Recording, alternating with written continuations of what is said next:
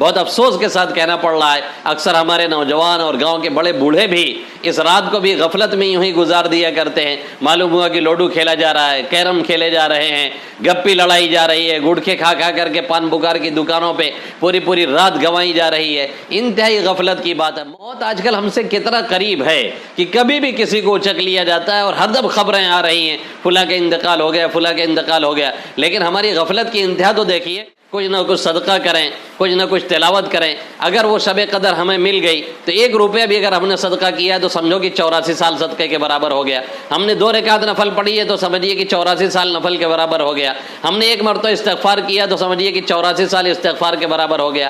ہم نے ایک اور کوئی نیکی کی ہے تو سمجھ لیجیے اگر وہ رات ہم کو مل گئی تو 84 سال عبادت کے برابر ہم کو ثواب ملے گا۔ الحمدللہ کفی وسلام علی عبادہ الذین اصطفی، اما بعد فقد قال اللہ تبارک وتعالی فی کتابہ المجید بعد اعوذ باللہ من الشیطان الرجیم انا انزلناہ فی لیلۃ القدر وما ادراک ما لیلۃ القدر لیلۃ القدر خیر من الف شہر۔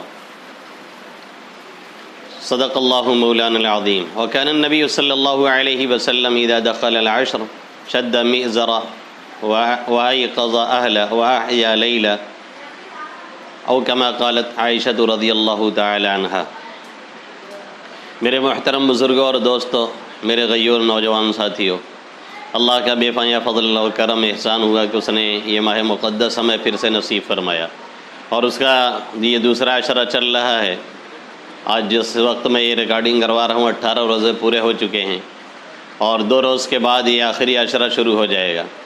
یہ آخری عشرہ کیا ہے؟ آخری عشرہ یہ پورے رمضان کا خلاصہ ہے، نچوڑ ہے، عطر ہے۔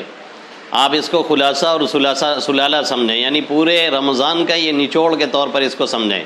یوں تو رمضان المبارک کا ایک لمحہ قابل قدر ہے، کوئی بھی لمحہ ایسا نہیں ہے جس کو کسی طرح سے بھی ضائع کیا جائے۔ اس کا دن ہو، اس کی راتیں ہوں، روزہ ہے، تراویح ہے، ذکر ہے، استغفار ہے، نماز ہے، درود ہے، جو بھی ہو کچھ نہ کچھ چلنا چاہیے۔ خاص طور سے اس ماہ مقدس میں گناہوں سے اپنے آپ کو بہت زیادہ بچانے کی ضرورت ہے، اور یہ آخری عشرہ اس کی اہمیت کیا ہے اور یہ کتنا اہم ہے، اور پورے رمضان کے یہ نچوڑ اور خلاصہ کیا ہے کہ امی جان حضرت عائشہ صدیقہ رضی اللہ تعالیٰ عنہ فرماتی ہیں کہ جب آخری عشرہ آتا تھا تو آقا مدنی صلی اللہ علیہ وسلم شد مئزرہ، لنگی کس لیتے تھے۔ اب لنگی کس لینے کا کئی مطلب بنتا ہے۔ ایک مطلب تو یہ ہے کہ بیوی وغیرہ سے بالکل ازواج مطہرات سے دوری اختیار کر لیتے تھے، عبادت میں انہماک بہت زیادہ ہو جاتا تھا۔ دوسری روایت میں ہے کہ آپ کے چہرے کی رنگت بدل جایا کرتی تھی۔ تو ایک تو یہ مطلب ہے۔ دوسرا مطلب یہ ہے لنگی کسنے کا کہ عبادت میں کثرت۔ جب ہوتا ہے کوئی آدمی محنت سے کوئی کام کرتا ہے تو بہت سے لوگوں کو آپ نے دیکھا ہوگا کہ وہ کمر کو باندھ لیتے ہیں کسی کپڑے وغیرہ سے، یعنی اس طرح سے بہت زیادہ آپ عبادت میں انہماک کیا کرتے تھے، بہت زیادہ منہمک ہو کر کے عبادت کیا کرتے تھے۔ اور دوسری چیز فرماتی ہیں وَأَيْقَظَ أَهْلَ، اور گھر والوں کو آپ صلی اللہ علیہ وسلم جگاتے تھے۔ عام حالات میں آقا صلی اللہ علیہ وسلم کا معمول یہ تھا کہ اگر آپ تہجد کے لیے بیدار ہوتے اٹھتے تو ان تعالی رویدن قام رویدن فتح الباب رویدن، آہستہ سے اٹھتے، آہستہ سے جوتا پہنتے، آہستہ سے دروازہ کھولتے تاکہ کسی کی نیند نہ خراب ہو جائے، کوئی ڈسٹرب نہ ہو جائے، کسی کو تکلیف نہ پہنچ جائے۔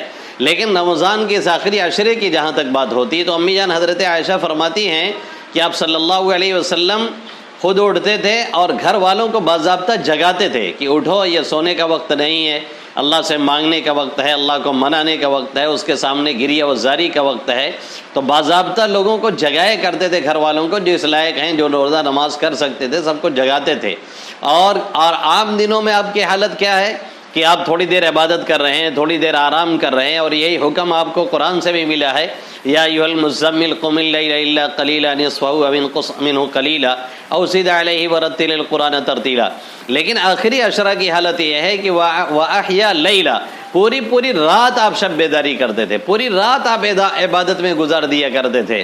اور اس کی وجہ یہ ہے کہ اس آخری عشرہ میں ایک رات ہے جو شب قدر کہلاتی ہے، اور پورے سال کی جو راتیں ہیں ان تمام راتوں میں سب سے بہتر رات ہے، جس کو اللہ نے فرمایا کہ لیلۃ القدر خیر من الف شہر، کہ یہ شب قدر 1000 مہینوں سے بہتر ہے۔ اگر 1000 مہینے کا ہی اعتبار کیا جائے اور اس کا حساب لگایا جائے تو 84 سال سے زیادہ بنتے ہیں۔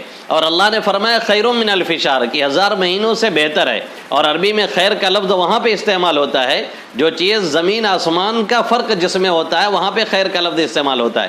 اگر کسی چیز میں 19-20 کا فرق ہو تو وہاں پہ خیر کا لفظ عام طور پہ نہیں بولتے ہیں. خیر کا لفظ تبھی بولتے ہیں جب کسی چیز میں بہت زیادہ فرق ہو. تو اللہ نے فرمایا کہ لیلۃ القدر خیر من الف شہر، 1000 مہینے سے بہتر ہے. اب اگر 1000 مہینے کا صرف حساب کیا جائے تو 84 سال بنتے ہیں، اور اس سے کتنی زیادہ بہتر ہے وہ اللہ ہی جانتا ہے. تو یہ رات بھی اس مہینے اس آخری عشرے میں آتی ہے. 20واں روزہ 21ویں رات، 22واں روزہ 23ویں رات، 24واں روزہ 25ویں رات، 26واں روزہ 27ویں رات، 28واں روزہ 29ویں رات. اب اس کے بعد پھر طاق رات نہیں ملے گی. یہ رات جو 1000 مہینوں سے بہتر ہے یہ طاق رات ہوتی ہے. جب 20 روزہ ہوگا 21ویں رات ہوگی، 22واں روزہ ہوگا 23ویں رات ہوگی، 24واں روزہ ہوگا 25ویں رات ہوگی، 26واں روزہ ہوگا 27ویں رات ہوگی، 28واں روزہ ہوگا 29ویں رات ہوگی. اس کے بعد طاق رات آنے والی نہیں ہے. اس رات کا خصوصی اہتمام کرنا چاہیے. اس رات میں عبادت کرنے کے لیے آدمی جاگے، اپنے لوگوں کو جگائے، کوشش کرے زیادہ سے زیادہ تلاوت کرے، لمبی لمبی نمازیں پڑھے، اس میں لمبی لمبی صورتیں پڑھے، پھر دعاؤں کا خصوصی اہتمام کرے، زیادہ سے زیادہ گریہ وزاری کرے، دعا مانگے. دعا کیسے مانگے؟ پہلے اللہ کی حمد و ثنا بیان کرے. حمد و ثنا کے لیے سبحان اللہ، الحمدللہ، اللہ اکبر پڑھ لیا تو بھی حمد و ثنا ہو گئی، سورہ فاتحہ پڑھ لیا تو بھی حمد و ثنا ہو گئی. پھر اس کے بعد آقا مدنی صلی اللہ علیہ وسلم پر درود بھیجے. پھر اس کے بعد جو گناہ وغیرہ ہیں اپنے ہیں امت کے، اس سے توبہ کرے، گڑ گڑا کر کے معافی مانگے. پھر اپنی ضروریات اللہ کے سامنے پیش کرے. پھر اس کے بعد درود وغیرہ پہ جا کر کے حمد پہ دعا ختم کرے. اس طرح سے دعا مانگے اپنے لیے. پوری امت پریشان ہے، لوگ کورونا جیسی وبا میں گرفتار ہیں، ان کے لیے دعائیں مانگے.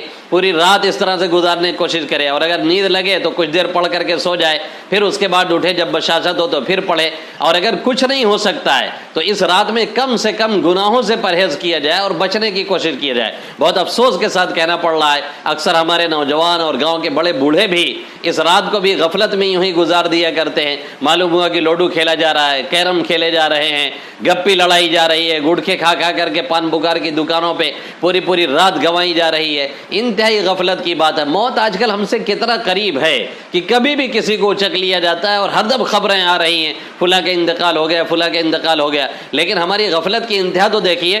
ماسک ایجاد ہوا ہے بیماری سے بچنے کے لیے. اب ماسک لگا کر کے ہمارے نوجوان کیا کر رہے ہیں؟ اسی کے آڑ میں گٹکا وغیرہ چباتے ہوئے ٹہل رہے تاکہ کسی کو خبر نہ ہو. بھائی ہم کو آپ کو نہیں خبر ہو رہی ہے، ہم اپنے کو دھوکہ دے رہے ہیں، اللہ کو نہیں دھوکہ دے رہے ہیں. اللہ سب کچھ دیکھ رہا ہے، اس لیے اس سے پرہیز کریں. یہ آخری عشرہ پورے رمضان کا نچوڑ ہے. اس پورے آخری عشرے کو بچانے کی کوشش کریں، زیادہ سے زیادہ عبادت کریں. طاق راتوں میں خصوصاً اور تمام راتوں میں عبادت کا اہتمام کریں. کچھ نہیں کر سکتے ہیں تو رات میں تراویح اور نماز باضابطہ پڑھ کر کے سو جائیں، پھر اٹھیں، پھر نماز باجماعت پڑھیں. اللہ کے حبیب صلی اللہ علیہ وسلم نے فرمایا جو نماز رات میں عشاء کی نماز جماعت سے پڑھ لیتا ہے، پھر اس کے بعد فجر بھی جماعت سے وہ پڑھتا ہے، تو سمجھو کہ پوری رات اس نے عبادت کیا. ہر رات استغفار کریں، کچھ نہ کچھ صدقہ کریں، کچھ نہ کچھ تلاوت کریں. اگر وہ شب قدر ہمیں مل گئی تو 1 روپیہ بھی اگر ہم نے صدقہ کیا ہے تو سمجھو کہ 84 سال صدقے کے برابر ہو گیا. ہم نے 2 رکعت نفل پڑھی ہے تو سمجھیے کہ 84 سال نفل کے برابر ہو گیا. ہم نے 1 مرتبہ استغفار کیا تو سمجھیے کہ 84 سال استغفار کے برابر ہو گیا.